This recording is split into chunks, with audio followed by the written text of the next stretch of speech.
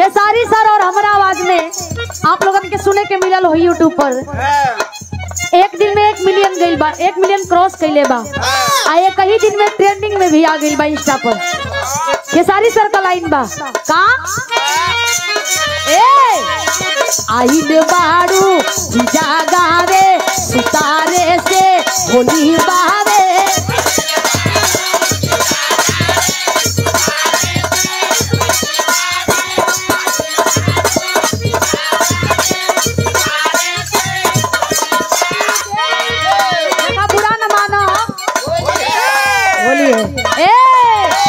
आइल बारू जागावे सुतारे से होली बावे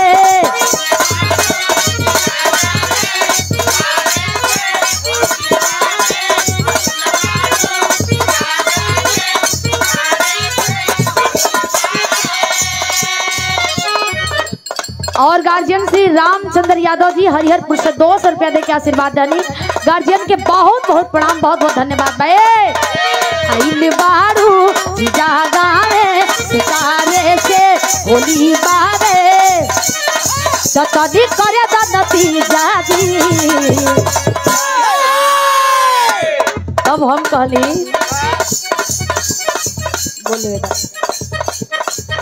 और ये संजय यादव जी भीमा पार से 251 रुपया गार्जियन के द्वारा आशीर्वाद दे गई। बहुत बहुत प्रणाम बा, सभी तरह के प्रणाम पहुंचे।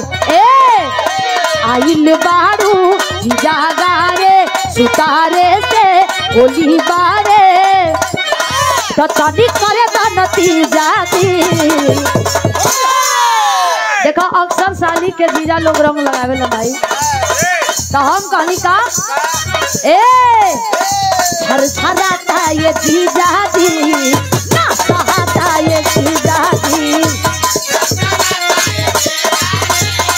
ना सहाता ये जीजा दी।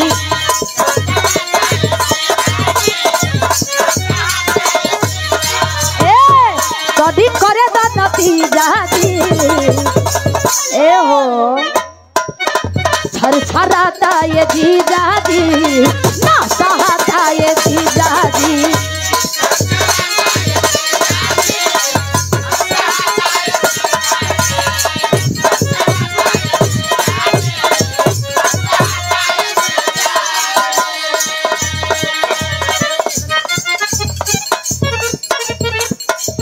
आप गार्जियन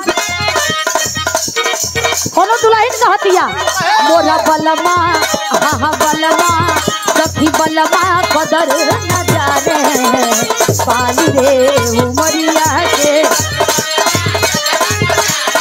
वाह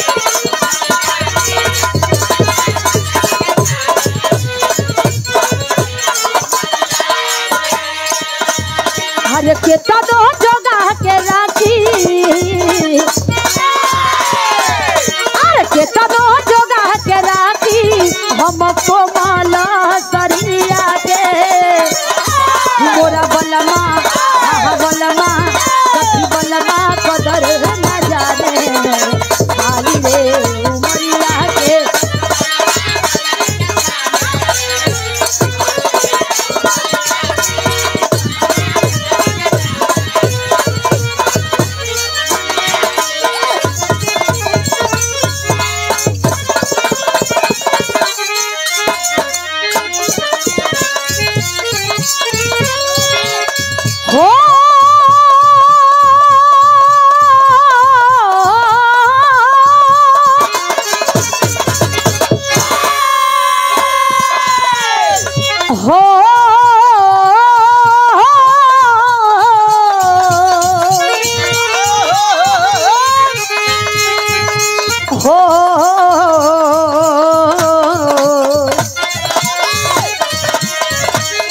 कोनो दुल्हन कहलस हर के तनो मनाई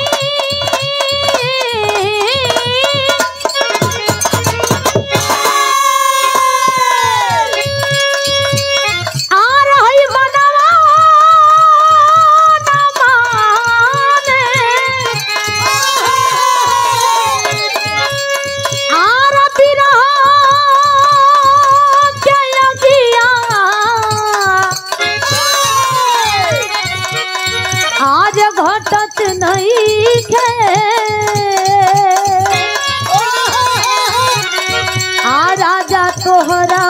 बिना रतिया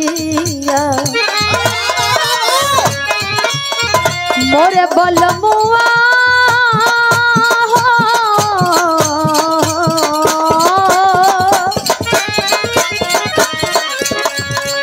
हे राजा राजा तोहरा बिना रतिया